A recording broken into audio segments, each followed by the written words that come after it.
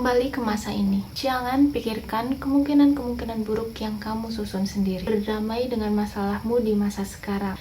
Nikmati prosesnya. Toh selama kamu hidup gak melulu sedih, gak melulu susah, gak melulu kekurangan. Anggap saja saat ini memang bagian atau jatah sedihmu dari Tuhan kamu. Kamu tahu roda itu berputar. Kamu tahu waktu itu terus berjalan. Masalahmu sekarang ada masanya. Tapi dengan kamu tenang, pikiranmu jernih, kamu bisa ambil langkah, kamu bisa ambil pelajaran, dan meminimalisir kerusakan. Bagaimana bahagia di tengah kondisimu sekarang ini?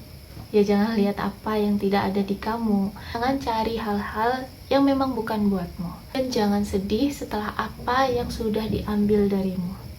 Kalau kamu masih terus-terusan seperti itu, kamu bisa stuck. Kamu gak ambil pelajaran dan kamu sulit untuk bahagia. Coba kamu ingat air yang tadi pagi kamu minum, makanan yang sudah kamu makan, tempat tinggal yang sekarang kamu tempati. Kamu cukup syukuri hal-hal yang demikian. Kedengarannya hal yang sepele, tapi kamu tahu gak semua orang dapat. Ketika kamu diuji dengan kesulitan makan, tidak punya tempat tinggal, barulah kamu sadar bahwa hal yang kelihatannya sepele yang Tuhan kamu sudah berikan kepada kamu, jika ditiadakan itu akan jadi masalah besar buat kamu. Jadi, gimana sih caraku untuk lebih bersyukur, lebih menikmati hidup untuk lebih bahagia? Hey, kembali lagi bersama aku Sofyanti Umayyah. Aku ngobrolin perihal bahagia bukan berarti selama aku hidup gak ada sedihnya. Justru aku mengalami beberapa hal besar yang kurang baik, dan di titik itu, saat itu, respon aku sama seperti kalian. Marah, kecewa, menangis, menyalahkan keadaan, takdir, bahkan berpikir bahwa memang Tuhan itu tidak adil. Astagfirullahaladzim. Tapi justru di situ, aku bisa memperbaiki diri, menata kembali rencana-rencanaku, mengolah rasa syukurku, menciptakan bahagiaku sendiri. Dalam proses ini, Tuhan banyak tunjukkan kebesaran-kebesarannya. Langkah demi langkah, aku lebih bisa mengendalikan diriku sendiri, menciptakan bahagiaku sendiri. Ketenangan dalam menghadapi berbagai kondisi hadir dalam diriku.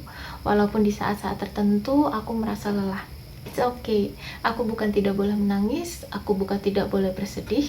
Kita perlu memvalidasi perasaan tersebut. Yang kita tidak boleh itu menyerah, berlarut-larut dalam kesedihan, dan menyesali apa yang sudah-sudah.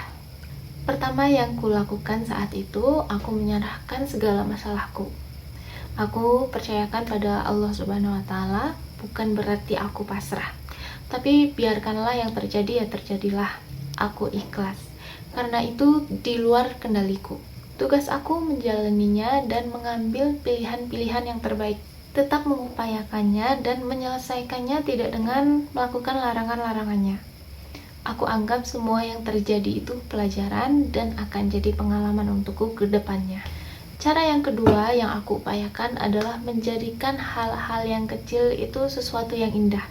Aku sering meromantisasikan kehidupanku dimanapun aku berada. Aku selalu menemukan sudut yang indah, sudut yang dapat aku syukuri. Seperti apa sih hal indah ini? Sesimpel aku memiliki rencana di esok hari untuk keluar rumah, kemudian Tuhan berikan cuaca yang cerah dan kesehatan bagi tubuh aku rasa aku sangat beruntung dan itu adalah hal yang indah menurutku. Menurutku kalau kita dihadapi sesuatu kekurangan, cobalah lebih peka dan temukan banyak kelebihan lain yang kamu dapatkan. Hal terakhir yang cukup banyak memberikan dampak baik bagiku adalah pemikiran positif dan mengenal diri untuk lebih tahu apa yang dibutuhkan. Seperti contoh mood buruk, aku bisa atasi dengan mendengarkan alunan musik yang tenang. Kurangnya konsentrasi, aku bisa atasi dengan membersihkan setiap ruangan yang ada di rumah. Itu sangat membantu aku untuk lebih fokus, lebih tenang, dan tidak memiliki beban yang berlebihan. Kamu pasti juga pernah merasakan di mana kondisi kamu sumpek, banyak masalah silih berganti, banyak tugas yang belum diselesaikan, tapi kondisi ruang kerja kamu kotor.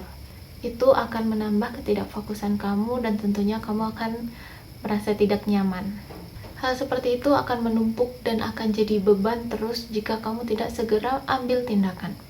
Kamu perlu cari tahu apa yang sekiranya jadi obat buat dirimu sendiri. Mungkin beberapa hal ini yang sudah aku lakukan dan berdampak baik di kehidupanku, bisa juga kalian terapkan sendiri. Kesimpulannya, kamu gak sendirian, kamu bersama Tuhan yang selalu ada untuk kamu. Banyak hal baik yang sebenarnya kamu dapatkan, tapi kamu terlalu fokus kepada kurangnya saja. Jadi sulit bahagia. Kenali dirimu, berpikir positif, cari apa yang kamu butuhkan di saat-saat tertentu. Tentunya bukan hal yang dilarang. Ingat, apa yang kamu butuhkan, bukan apa yang kamu inginkan. Yang pasti yang aku harapkan kalian bisa bahagia dan menikmati semua perjalanan hidup kalian. Yang sebenarnya masing-masing dari kita ini punya peran, punya bab bahagia kita sendiri. Dan itu bisa kita ciptakan sendiri. Cukup sampai di sini, semoga membantu. Terima kasih banyak kalian sudah nonton video ini sampai akhir. Sampai jumpa di video-video aku berikutnya. Jangan lupa like, komen, dan subscribe. Terima kasih.